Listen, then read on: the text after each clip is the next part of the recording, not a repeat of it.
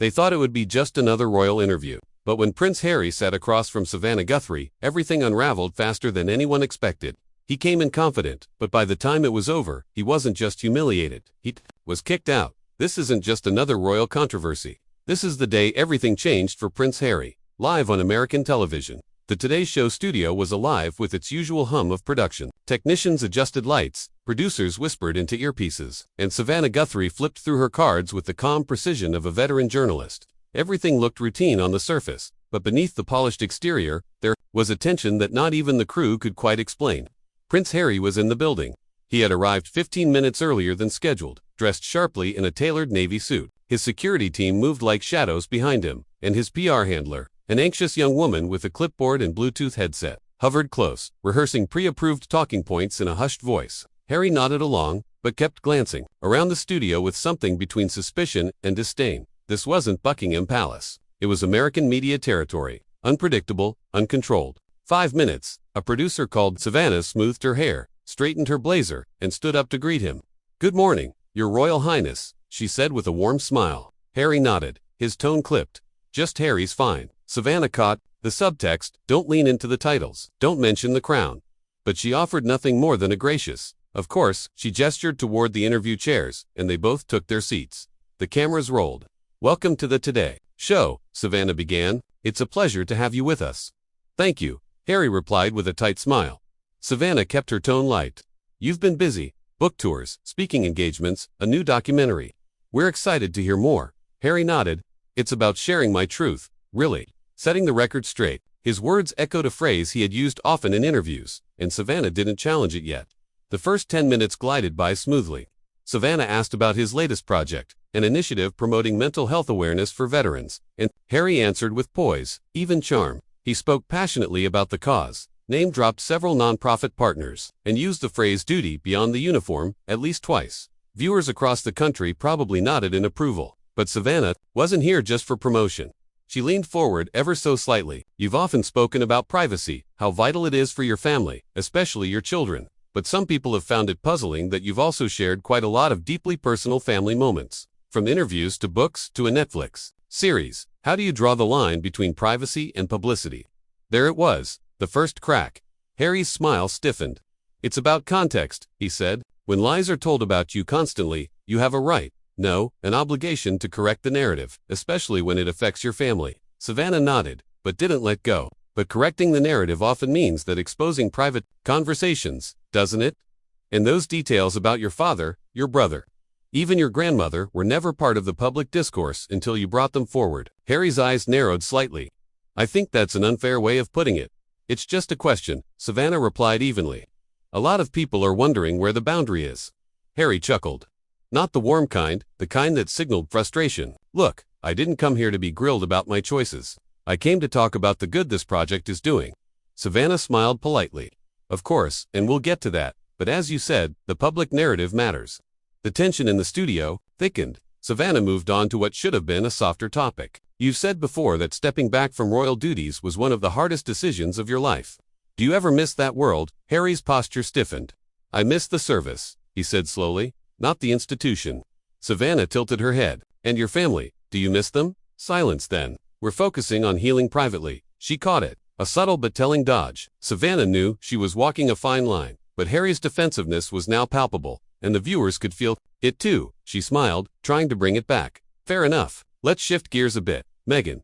Harry's eyes snapped up. "Let's not," he interrupted sharply. Savannah blinked. "Sorry, you said this was about me. I'm here, not her. I was just going to ask how she's doing." "She's fine," Harry said, tone icy. "But again, this is about me. I'd appreciate if we didn't make it about my wife." The control room lights dimmed just slightly for a commercial cue, but Savannah didn't blink. She wasn't intimidated by royalty, and she certainly wasn't going to let a guest dictate the interview's boundaries. Still, she softened her voice. "Of course. But many of our viewers are curious about how the two of you navigate this public life. Together, you're partners in so many ways, and it's admirable."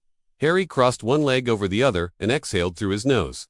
"We navigated it privately, the way families should." A pause. Savannah let the moment settle, then picked up her next card. "Let's talk legacy. You've often said you want to build something meaningful beyond titles and tradition. But some critics argue that without the royal platform, your reach wouldn't be what it is now. that you've distanced yourself from the crown but still capitalize on the royal connection. How do you respond to that? That was it. Harry's composure cracked, just slightly, but enough for Savannah to register the flicker of irritation. Are we really going there? He muttered, not into the mic but loud enough for the boom to catch it. Savannah's smile never faded. It's a fair question, one that a lot of people are asking. Harry leaned back in his chair, a practiced PR move, but his fingers tapped rhythmically on the armrest, betraying his internal temperature. I've earned everything I've done outside that institution, he said. I'm not cashing in on my family name. I'm surviving without it. Savannah nodded. Surviving, but still using the titles. The Duke of Sussex is on the book cover, on the documentary credits, on your promotional posters. Harry's eyes now held a fire behind them. That's who I am. But is it who you want to be, they say, Savannah asked gently. Or is it who you need to be to stay relevant in a media-driven world? Harry uncrossed his legs, sat forward, and looked directly into the camera for a moment, then back at Savannah. I don't need relevance, I need truth. Savannah's brow lifted just slightly. And yet, here you are again. Silence. The studio lights reflected the glint in Harry's eyes, and even the crew watching from behind the glass could feel it. Something was building. The prince hadn't exploded yet, but he was close, and Savannah Guthrie, she wasn't backing down. Not yet. Not ever. The commercial break couldn't have come at a better time. Inside the studio, silence buzzed louder than the lights overhead. Prince Harry leaned back in his chair, jaw tight, fingers drumming the armrest with rapid taps. His PR handler rushed in from the wings and whispered something hurriedly in his ear. He nodded once dismissively, his eyes fixed on a distant point behind the cameras. Savannah Guthrie remained in her seat, posture poised, sipping calmly from a Today Show mug. She wasn't rattled. She had faced politicians, CEOs, and war generals. She had handled live coverage of national tragedies. She knew when a guest was cracking. The countdown began. Coming back in 4-3-2. The cameras were live again. We're back with Prince Harry. Savannah began smoothly, discussing his journey, legacy, and what life looks like beyond the palace. Harry offered a tight nod. The smile from earlier now, just a muscle memory. Savannah glanced down at her card, but didn't need it. I want to ask you something that's been trending lately and not just in the tabloids. There's been concern that your public advocacy on mental health has been overshadowed by, well, let's call it repeated family criticism. Do you think your message is getting lost in the noise? Harry blinked slowly. My advocacy stands on its own. If people choose to fixate on headlines instead of substance, that's not my responsibility. But you created the headlines, Savannah replied, soft but firm. The excerpts, the interviews, the docuseries, these weren't leaked. They were released by you. Harry's eyes narrowed again. This sounds less like a conversation and more like an interrogation. I'm just giving voice to what many are wondering, she replied, cool and unfazed. You've always said you wanted to control your narrative. I'm trying to understand how that control squares with constant public exposure. Harry laughed sharply. Maybe because every time I try to do something meaningful, I get dragged into defending my existence. Like now. That's fair, Savannah conceded, leaning in. But don't you think there's a difference between defending your existence and monetizing your grievances? There it was. Harry's smile vanished completely. I'm sorry. Are you accusing me of profiting off trauma? I'm asking, Savannah clarified. You've spoken about your childhood trauma, your mother's death, your strained family relationships. But those stories are now part of a multi-million-dollar content machine. Do you think your pain has become commodified? He chuckled bitterly. It must be nice to sit in that chair and pass judgment on how people survive. I'm not passing judgment, Savannah said, still calm. I'm questioning the message. A lot of young men look up to you, veterans especially, but they're not writing books or signing Netflix deals. They're dealing with pain quietly, privately.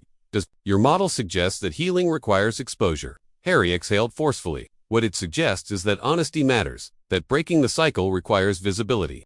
Savannah didn't blink. Even when that honesty involves publicly naming and shaming your family, sharing text messages, voicemails, personal conversations. The Duke of Sussex sat up straight, tension in his shoulders now visible even to viewers at home. I'm not here to be disrespected, he said coldly. No one is disrespecting you, Savannah replied, but you agreed to this interview, knowing we'd ask about the things you've publicly spoken on. If those topics are suddenly off limits, then why agree to come at all? Harry didn't respond. Instead, he shifted in his seat and gave a practiced smirk. Maybe I overestimated the tone of this program.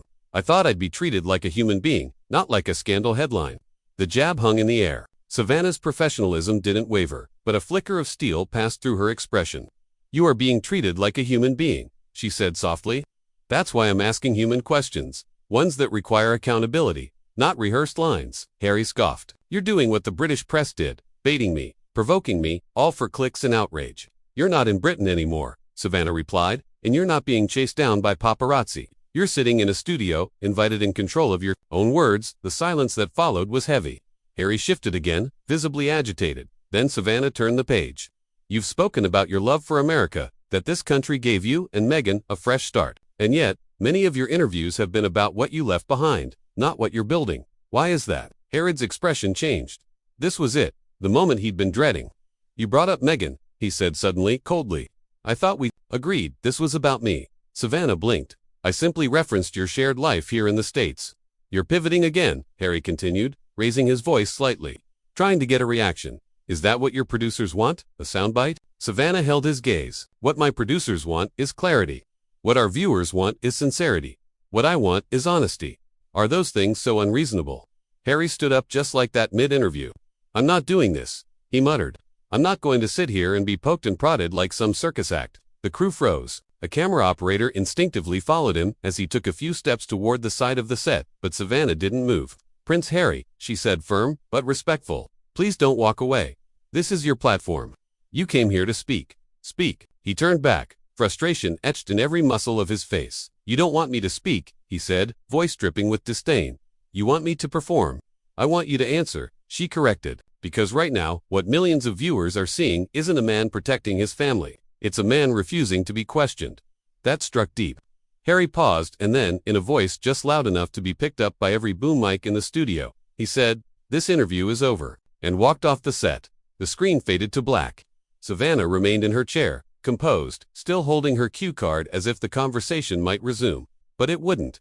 Not that day. The Duke walked off live television. Cameras cut, viewers gasped. But what happened after the prince's dramatic exit was even more revealing than the interview itself. As the dust settled in Studio 1A, a royal narrative crumbled, not by scandal, but by accountability. And Savannah Guthrie had just done what no tabloid, talk show, or palace press secretary ever could. The Today Show control room erupted into chaos the moment Prince Harry vanished off set.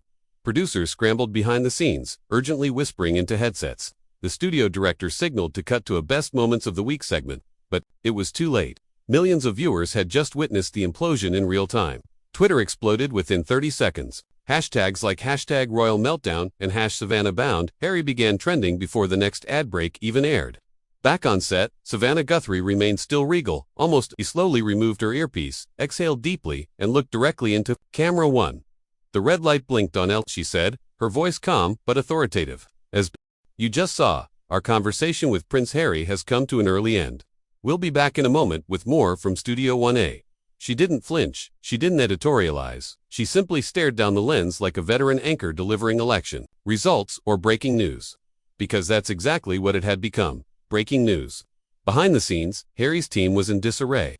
His PR handler followed him down the hall, pleading in hushed tones as he stormed past the green room, ripped the lapel mic off his collar, and hurled it onto a makeup counter. A junior staffer offered bottled water. Harry slapped it away.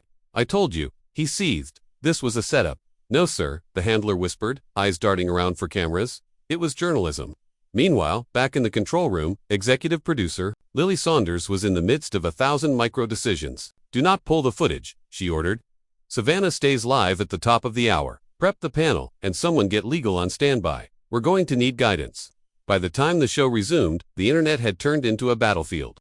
Clips of Harry walking off flooded. TikTok, YouTube already had 3 reaction videos with thumbnails like Prince Harry gets wrecked live and Savannah didn't come to play. Even traditional media weighed in. CNN ran a breaking chyron. Prince Harry walks off live interview. This is a setup. Fox News had its own version. Royal walkout. Prince Harry melts down on Today. Even BBC, typically buttoned up, couldn't resist the story. Duke of Sussex leaves us interview in state of distress. But inside NBC headquarters, Savannah Guthrie was unfazed. She sat in the makeup room sipping black coffee, while makeup artists delicately touched up the eyeliner that had barely smudged. Carson Daly peeked in. You okay? Savannah offered a small smile. Never better. What the hell happened out there? He came in thinking this was going to be a coronation, she replied. Turns out it was a mirror. Hours later, NBC uploaded the full unedited interview, including the walk-off, to their official YouTube channel. Within an hour, it had 3 million views. Comments poured in faster than moderators could scan them. This is journalism. Respect to Savannah Guthrie. Harry wants privacy, but shows up everywhere talking about his family. Pick a lane. The entitlement is unreal, She was professional. He was petulant. So now, even Americans are calling out the royal nonsense. Bravo. Never seen Harry this rattled since that Oprah interview. Yikes. Meghan Markle notably was silent. No social media statement. No spokesperson. Just an eerie digital silence. Meanwhile, NBC's PR team fielded thousands of media inquiries. Bookers from rival shows tried desperately to get Savannah on air to talk about the interview. She declined. "This isn't about me," she said simply to her team. "It's about what he revealed intentionally, or not." The next morning, British newspapers were gleeful. Daily Mail, Harry humiliated on American soil. Again, The Guardian, Guthrie asked, what royal press wouldn't the Sun walk of shame? Prince loses plot live on air. Even Buckingham Palace, famously tight-lipped, issued a rare two-line statement. His Majesty the King remains focused on his public duties and family. He will not be commenting on the Duke of Sussex's recent interview. It wasn't support, it was a rebuke by omission. Inside Montecito, the mood was icy. According to anonymous sources, Harry refused calls from senior aides at Netflix and Penguin Random House. A planned round for his upcoming documentary was quietly cancelled. The problem wasn't the walk-off. The problem was what people saw before it. A man unraveling under simple questions. A man angry not at lies being told, but at the truth being questioned. Later that week, Savannah returned to her usual anchor duties. She never once referenced the incident directly on air, but during a private conversation with her producer, she said something that would echo across newsrooms for years. He thought his title would shield him. I reminded him that in this country, titles don't grant immunity. Truth demands answers. It became a quote, one that political journalists began to share, one that was engraved on a plaque inside the Today Show control room within weeks. The interview went down as one of the most talked about broadcast moments of the decade. Journalism schools began teaching it. Analysts dissected Harry's body language. Late-night shows had a field day. SNL aired a parody the following Saturday, with a sharp-tongued Savannah impersonator and a bumbling, stammering Harry. And perhaps, most interestingly, the public opinion began to shift. Not entirely against Harry, but certainly away from him. He was no longer the wronged younger brother of William. He was no longer the charismatic veteran who had once laughed with the Obamas and danced in Africa. He was no longer the torchbearer. For modern royalty, he was a cautionary tale, a reminder that vulnerability without accountability becomes performance, and that every platform, no matter how carefully managed, has the potential to turn into a stage for your own undoing. So, what do you think? Was Savannah too harsh? Or did Prince Harry finally meet a journalist who refused to bow to royalty? Drop a comment below and let us know which moment left your jaw on the floor. And if you want more explosive interviews, unfiltered truths, and unexpected meltdowns, don't forget to hit that like button and subscribe to